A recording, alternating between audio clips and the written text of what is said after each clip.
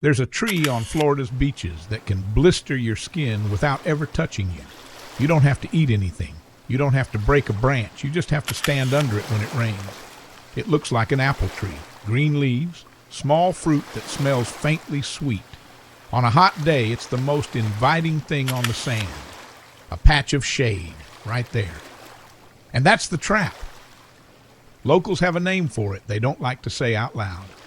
The little apple of death. Here's the catch. This tree doesn't hunt you. It doesn't need to.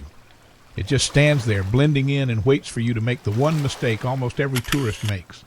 Stay with me, because what this thing can do to your eyes, your skin, and your throat is worse than most people would ever believe. Let me be straight with you up front. This is not a horror story I'm inventing. Every claim I make, I'll back up. And where I'm giving you my own read instead of a hard fact, I'll say so plainly. The tree is called the manchineel. Scientific name, Hippomane mancinella. In the year 2011, Guinness World Records officially named it the most dangerous tree on Earth. Not one of the most dangerous. The single most dangerous tree there is.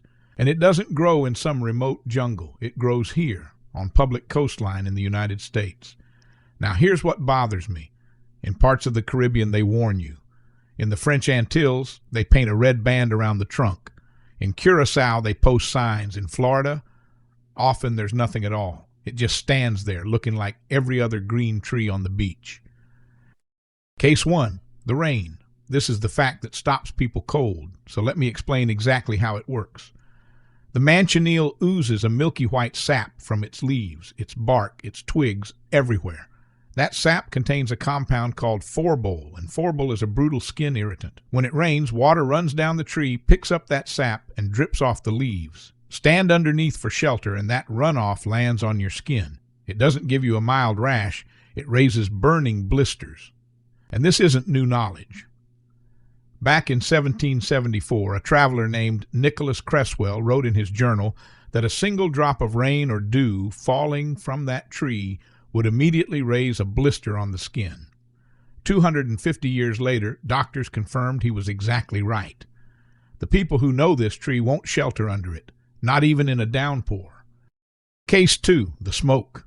And honestly, this is the one that unsettles me most. You cannot safely burn this wood. If you cut a manchineel down and put it on a fire, the smoke carries those same irritants straight into the air and into your eyes. People have reported severe eye inflammation and even temporary blindness just from being near the smoke. Here's the historical record. In the 1700s, a ship's surgeon named William Ellis, sailing on Captain James Cook's final voyage, described his crew cutting down trees for firewood without knowing what they were. Several were manchineel. The juice got into the men's eyes. Ellis wrote that it rendered them blind for several days. A whole party of experienced sailors blinded because they burned the wrong tree. That's not a legend. That's a surgeon's own written log. Case 3. The fruit they call the death apple. It's small, only 1 to 2 inches across, green, and it genuinely smells sweet. It looks like something you could eat. That's the whole danger. In the year 2000, a radiologist named Nicholas Strickland was on a Caribbean beach and bit into one, thinking it was a wild fruit. She wrote her experience up afterward, and it's hard to read. Pleasantly sweet at first, she said. Then a strange, peppery feeling. Then a burning, tearing sensation in her throat that got so severe she could barely swallow, like a huge lump was blocking it. The pain went on for hours. She was lucky. The medical literature is blunt about the worst cases. Swallowing this fruit can cause severe internal bleeding, shock, and swelling that closes off the airway. It is considered potentially fatal. Now, I want to be careful and precise here because it matters. As far as the modern medical record goes, there aren't documented deaths from eating the fruit in recent literature. People who bite it tend to get help before the worst happens. So when you hear it can kill you, understand that's a documented risk based on how the toxins behave, not a running body count. But history tells a darker version. Long ago, the Carib people reportedly used this tree as a weapon, poisoning enemies' water supplies with its leaves and tipping their arrows with its sap. There's a long-standing, widely repeated account that the Spanish explorer Juan Ponce de Leon died after being struck by an arrow poisoned with manchineel during a battle in Florida with the Calusa. The man credited with discovering Florida, possibly brought down by Florida's deadliest tree. So how worried should you actually be? Here's the honest answer, and I'm separating fact from my own interpretation.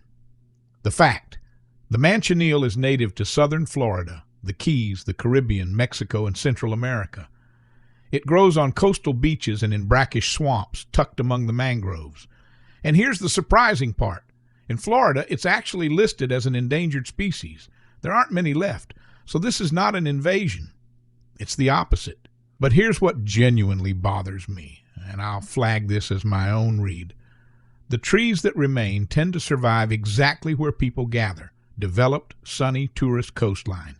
It's not that there are thousands of them. It's that the few that exist are hiding in the most crowded places on the beach. And this is the real problem. The one that has nothing to do with the tree and everything to do with us. People don't get hurt because this tree is common. They get hurt because they have no idea it exists. Think about how you were taught to spot danger at the beach. You learned to read a rip current. You learned what a jellyfish looks like. You watch for a shark flag. But a tree, a quiet green apple-looking tree offering shade on a hot day. The one thing your body naturally walks toward. Nobody warns you about that, and that's precisely why it's so effective. It doesn't need to hide. It just blends into a place your guard is completely down.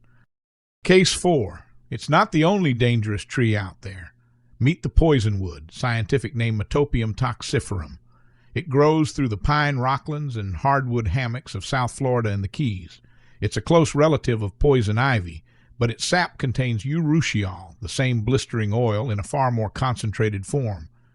Brush against the bark, the leaves, or its dark, oily sap, and you can end up with severe weeping blisters that last for days. And here's the pattern you're starting to see. Just like the manchineel, standing under a poisonwood in the rain drips that oil right onto your skin. Hikers who step off the trail in Everglades country learn this one the hard way, and some of them spend days unable to figure out why their skin is on fire. Case 5, the invader. The Brazilian pepper tree, Schinus terebinthifolius. Unlike the manchineel, this one doesn't belong here. It was brought to Florida as a decorative plant, pretty with bright red berries, and it escaped. Today, it's one of the most aggressive invasive species in the whole state, choking out native plants across hundreds of thousands of acres. And here's the part most people miss. It's in the same family as poison ivy and poisonwood. Its sap and crushed leaves can trigger skin rashes, and the fumes from its flowers and berries have been reported to cause breathing trouble, headaches, and respiratory irritation in sensitive people. So the plant quietly taking over Florida's roadsides and empty lots is making some folks sick, and most of them just blame their allergies. Case 6. The danger isn't only in the trees, it's woven through the whole landscape. Take the oleander, that common landscaping shrub you'll see outside hotels and lining the highways. Every part of it contains cardiac glycosides, compounds that can disrupt the human heart. There are long-standing warnings never to burn it and never to roast food over its branches. Then there's the rosary pea, with its bright red and black seeds. Those seeds contain abrin, one of the most lethal plant toxins known to science. A single thoroughly chewed seed can, in theory, be deadly. And none of these are hiding deep in a swamp. They're in gardens, along sidewalks, in the ordinary sunlit Florida you thought you knew. Case 7, and here I'm shifting fully into my own view, so take it as opinion, not fact. Why does this feel like it's quietly getting more dangerous, even though the manchineel itself is endangered? Here's my honest take. Florida's coast is being developed faster than almost anywhere in the country. Every year, more people build and vacation right up against the mangroves and the beach edges, the exact habitat these toxic plants live in. We're not growing more poison trees. We're stacking more people next to the ones that are already there. And there's a second thing being lost: knowledge. The old locals knew which trees to avoid, and they passed that down. But the coast is full of newcomers now, and that quiet inherited warning is vanishing faster than the trees themselves. Notice how these dangers actually reach a person. It's never dramatic. Nobody gets chased. It's a family spreading a towel under the wrong patch of shade. It's a hiker grabbing a branch to keep their balance. It's someone clearing brush on a new property, tossing cut wood onto a burn pile, standing downwind of the smoke. It's a curious kid who finds a small green apple on the sand and does exactly what a kid does. The threat here isn't aggression. It's silence. These plants don't announce themselves. And in a state that sells itself as paradise, silence is precisely how something dangerous stays hidden in the open. So here's what you actually do about it, and it's simple. Learn to recognize the manchineel. Shiny green leaves with tiny teeth along the edges, a small gland where each leaf meets the stem, reddish-gray cracked bark, and little green apple-like fruit. If you ever see a red band or an X painted on a coastal trunk, that's a warning. Don't touch it. Never shelter under an unfamiliar coastal tree in the rain. Never burn beechwood or driftwood unless you know exactly what it is. And if you get a strange, milky sap on your skin, rinse it off fast and keep your hands away from your eyes. Basic rules, but they're rules almost nobody hears before they set foot on the sand. Here's what really gets me. We pour all our fear into Florida's animals, the alligators, the sharks, the pythons, the snakes. We build our entire idea of danger around things that move, things with eyes and teeth. But the thing that blinded Captain Cook's crew never moved an inch. The thing that may have killed Ponce de Leon just stood there in the sun. We're wired to fear the predator that hunts us and almost completely blind to the one that simply waits. Florida's coastline is full of quiet, patient, waiting things that have been perfecting that exact strategy for far longer than humans have walked the planet. The comforting picture of nature, the one where danger snarls and warns you before it strikes, is incomplete. In reality, the worst hazards often look the most peaceful. A sweet green apple on a white beach, a shady tree in a heat wave, a pretty red seed in a garden. That's the world we actually live in, and most of us are moving through it without the map. The people who come out of these places unharmed aren't the strongest or the bravest. They're the ones who learned what to look for. Knowledge really is the only reliable defense against a threat that never makes a sound.